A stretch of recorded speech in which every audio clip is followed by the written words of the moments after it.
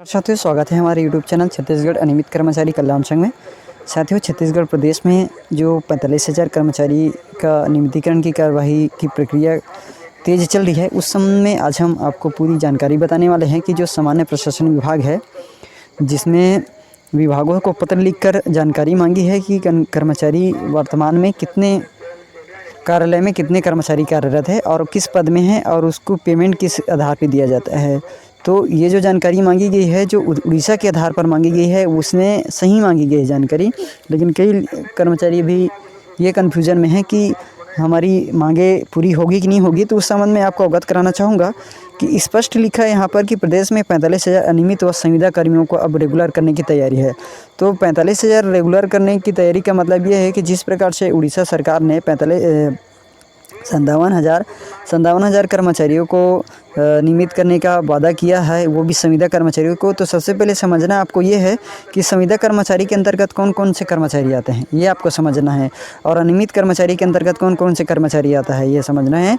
लेकिन यहाँ पर जो घोषणा पत्र में लिखा गया था कि संविदा, अनियमित, प्लेसमेंट, ठेका और सारे जॉबदार, कलेक्टरदार, इन सभी कर्मचारियों का नियमितीकरण होगा। तो इस वीडियो के माध्यम से आपको पूरी जानकारी 1 बाय 1 जानकारी आपको देखने को मिलेगी। तो यहाँ पर स्पष्ट लिखा है कि भूपेश बघेल सरकार ने प्रदेश के संविदा और अनियमित कर्मचारियों को नियमित करने की तैयारी की है, जिसमें शासन के यहाँ पर आपको दिख रहा होगा, स्पष्ट यहाँ पर लिखा है कि संविदा एवं अनियमित कर्मचारियों को नियमित करने की तैयारी के शासन पर प्रक्रिया शुरू कर दी गई है।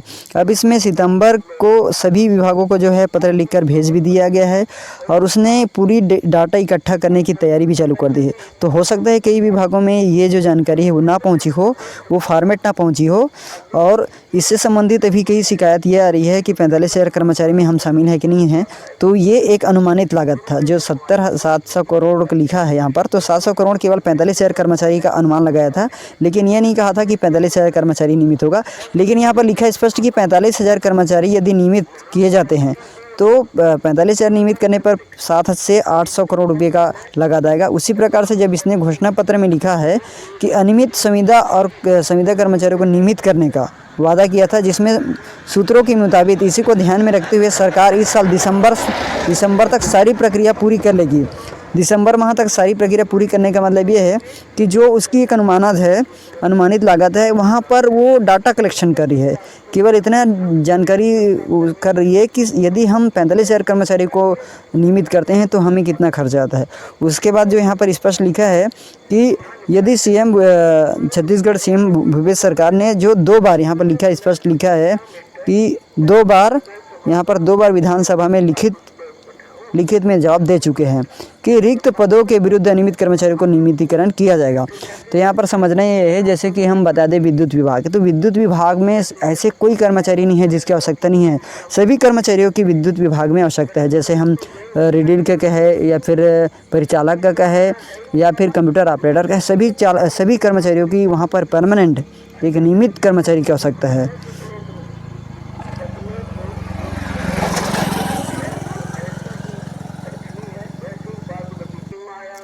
अब वहाँ पर देखा जाए तो जैसे यहाँ पर लिखा है कि जुलाई 2021 के रिक्त पदों पर अनियमित कर्मचारियों को नियमित किया जाएगा। अब उसके बाद दूसरी बातें जो आती है, प्राथमिक तौर पर यहाँ अनिवार्य है अनियमित दैनिक वेतनभोगी संविदा प्रक्रिया का पालन किया गया हो। यहाँ पर स्पष्ट लिखा है अनियमित दैनिक वेतनभोगी संविदा में प्रक्रिया का पालन किया गया हो। उपरोक्त कर्मचारी पद की निर्धारित शैक्षणिक तकनीकी योग्यता रखता हो।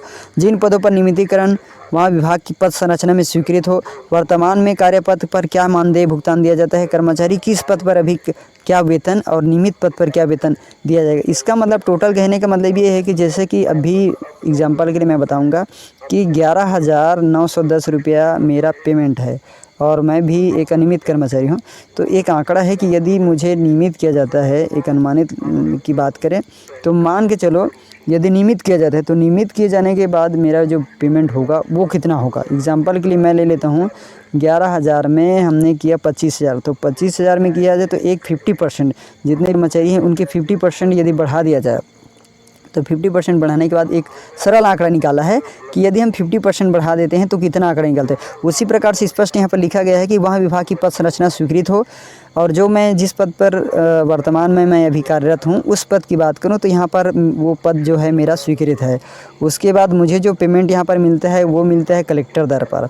उसके बाद कर्मचारी किस पद पर अभी क्या वेतन उसी समय वेतनमान पा रहा है।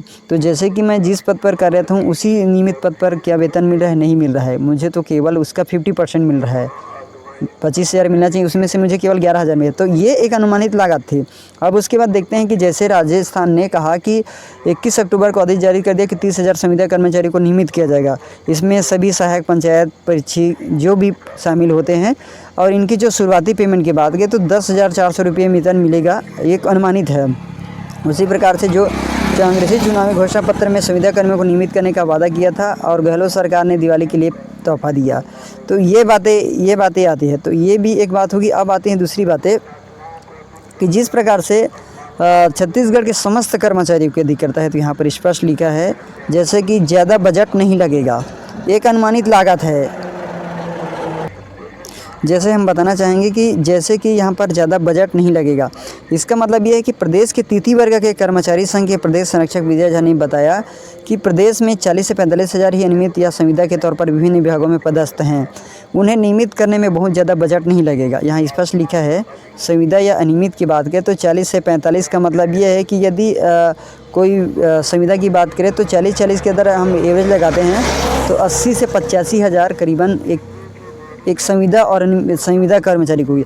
अब अदर जो बातें आती है विभिन्न विभागों में जो पदस्थ कर्मचारी है, क्योंकि सभी कर्मचारी हैं, तो उन्हें अगर नियमित करने में बजट की बता दें तो इसके डबल कर दिया जाए।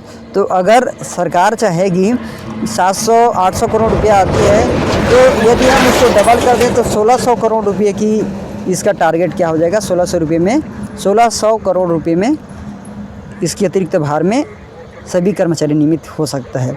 उसके बाद लिखा है कि 20 नवंबर से फिर हड़ताल पर जाने की तैयारी है, उनकी एकमात्र नियमितीकरण भी है।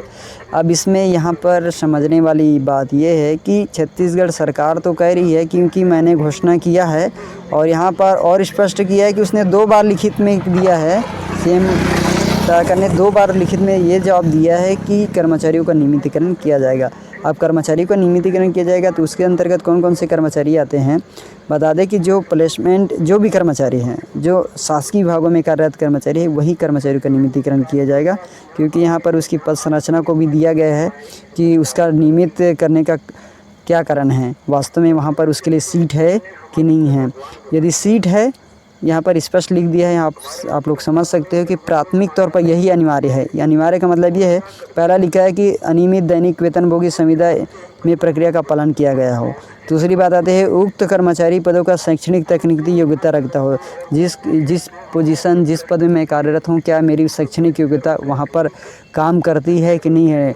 जिन पदों पर नियमित हो वहाँ विभाग की पद संरचना स्वीकृत हो। मेरा पद वहाँ पर खाली है और मैं जो कार्य कर रहा हूँ वो अनियमित रूप में कार्य करता हूँ, एक कलेक्टर दर पर कार्य करता हूँ। वर्तमान में कार्यरत पद पर क्या मानदेय भुगतान किया जाए, अब मुझे दे रहा है कलेक्टर दर पर। कर्मचारी किस पद पर अभी क्या वेतन, उसी नियमित पद पर क्या वेतन। तो एग्जाम्पल के लिए मैंने अभी बताया कि 11,910 मेरा कलेक्टर दर है। यदि मुझे नियमित किया जाएगा तो मुझे मिनिमम 25,000 रुपये मिलेगा। तो 25,000 रुपये मिलने का मतलब ये है कि मेरा पेमेंट डबल हो जाएगा। इसका मतलब ये है कि आज जो वर्तमान में कार्यरत कर्मचारी जो कलेक्टर दर पर पा रहे हैं, दैनिक वेतनभोगी के पद पर पा रहे हैं, तो उनकी मिनिमम एवरेज देखे जाए तो यदि उसको डबल किया जाता है तो शासन को ज़्यादा भार नहीं आएगा। तो इस प्रकार से पालन किया गया है। आप स्पष्ट यहाँ से समझ सकते हो कि आप लोग कई बार पूछते हो कि मेरा नियमितीकरण होगा, हमारा विभाग का होगा या नहीं होगा, क्योंकि होगा तो सभी विभाग का होगा। ये तो एक तय कर लो। यदि सभी विभाग का नियमित नहीं होता है तो मान लो कि सरकार पलट गई। अब ये आपकी जिम्मेदारी है कि आपको कैसे लेकर चलना है, लेकिन संघर्ष आपको करते रहना है। जब तक संघर्ष नहीं करते रहोगे तब तक आपकी मांगें पूरी नहीं हो सकती, चाहे कोई भी सरकार आ जाए। तो ठीक है, ऐसा ही वीडियो पाने के लिए आप हमारे चैनल को लगातार देखते रहें और चैनल को सब्सक्राइब करें ताकि हमें जल्द से जल्द आपके लिए नया वीडियो लाते रहें। जय हिंद, जय भारत।